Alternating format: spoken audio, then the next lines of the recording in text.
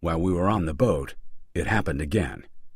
I was looking out over the lagoon back to the city, enjoying the feeling of being out on the water again, and the terrific, if overdone, view, and I sort of blinked and saw that the Riva degli Schiavoni was crammed with ships, caravels and cogs and lateen-sailed tartans, and the near distance was full of small craft, and there was black smoke making a smudged cloud over the Arsenale, and there was no engine sound anymore, and I'm on a galley, up on the poop, under an embroidered awning, and I'm dressed in black with a ruff.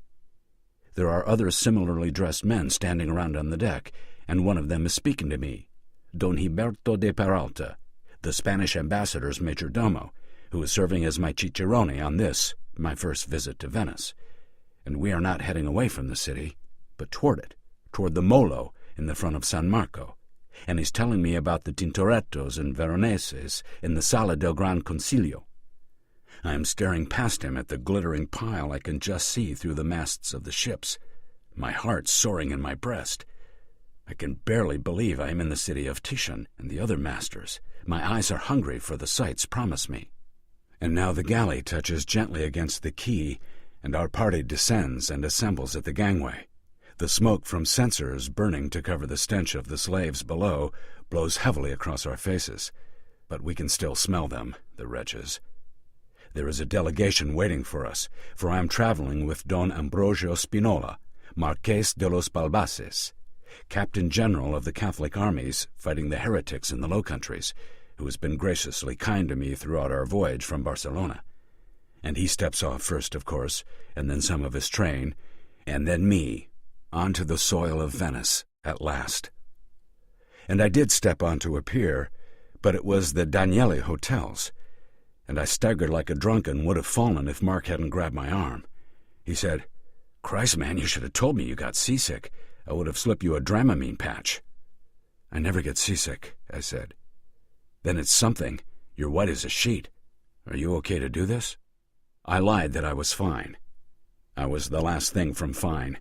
I was thinking, it's been weeks since I had any Salvinorin, and I now have a Salvinorin trip, and maybe I'll wake up in the gorgeous loft of terror again, and this whole Venice thing will have proved to be another psychotic break. And it was only with difficulty that I was able to put one foot in front of the other and walk with Mark into the lobby of the hotel. Krebs had taken the Dogaressa suite. Pale, overstuffed furniture, oriental carpets on the floor, a view through high, narrow windows of the tower of the Doge's Palace in St. Mark's. I've heard about this place. Probably the most expensive room in Venice, $3,000 a night in euros, or something like that. And here was the man himself. Trim, dark suit, handmade shoes, $500 tie, a big cigar. He's got that tanned, slick plastic skin you only see on really rich men, like a Cupid doll. Smooth, all the blemishes and sags of old age expertly removed. He was over 70, I knew, but he looked 15 years younger. Short, silvery hair in a fringe around a bald dome. He must have passed on the hair implants. Gave me a look, like a man buying a dog, up and down. I looked at him the same way. The impression of power, ruthlessness, something you don't see in your average bond trader, and which I recognized well, having just been in conversation with Captain General Spinola back in the 17th century. Our eyes met, and a smile formed on his face. A little shocked now. He was genuinely glad to see me. Introductions by Mark, a gentle, dry handshake, not a macho gripper. Doesn't need to, obviously. I saw my old pal Franco was there. I thought he worked for Castelli. But no, unless it's a loan, like regular people lend tools. Here's my muscle guy and driver. Enjoy. We sat deep into the soft couch. He plopped into the armchair opposite. Cigars offered. Mark takes one. A Cuban cohiba, of course. I chose a glass of Dom P, served by Franco, a man of many skills, it seems. Mark starts a little chatter, pleasantries, how was the trip, what a nice room, etc., silenced by a look. He just wants to talk to me.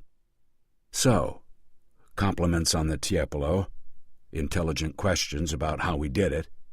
Then the talk moves to art, the old masters. Who do I like? Their virtues and faults.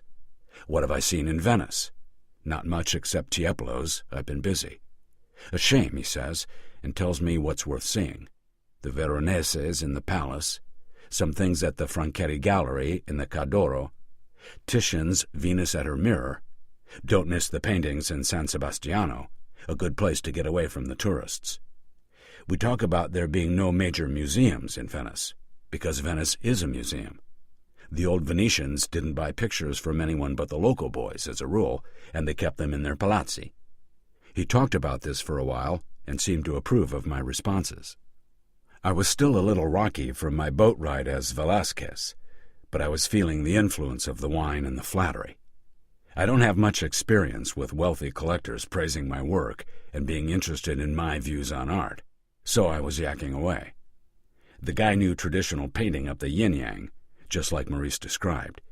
He seemed to have seen practically every important painting in the world at least once, not only in museums but in all the major private collections too. Encyclopedic, really. He makes even Slotsky look like he just got out of Art History 101. After a while, he raised the subject of Velázquez. He said no one painted like Velázquez. Incomparable. Not the images so much, but the technique.